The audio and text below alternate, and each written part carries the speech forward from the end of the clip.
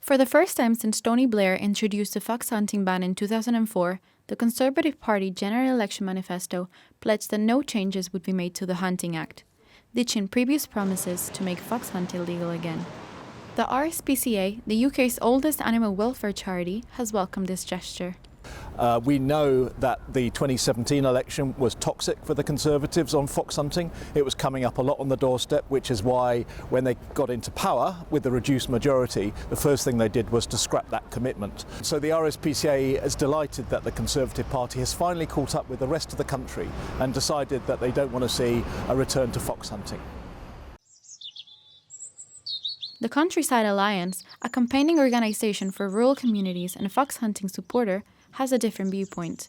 For this particular election, I think there are other bigger things that people are thinking about, and probably it's best just to leave it to one side, not to necessarily repeal it at this stage, but not to strengthen it either. The traditional sport of hunting foxes with a pack of hounds on horseback has always been one of Britain's most controversial issues. No shortage of distressing images have been put up on the internet by anti-fox hunting campaigners.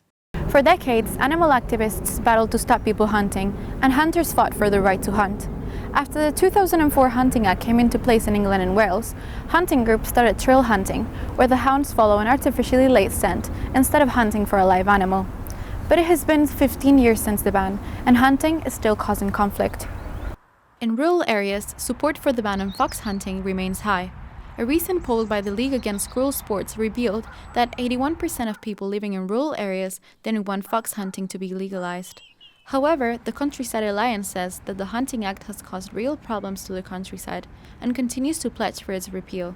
You've lost a method that is unique in wildlife management terms. It has upset a lot of people. It's put a lot of decent people, should we say, sort of right up against the law, which they don't like. For what reason? Creatures with us on this planet. Animal rights groups continue to campaign for a stronger hunting ban as convictions have fallen to a historic low. A piece of legislation and a ban is only as good as its enforcement.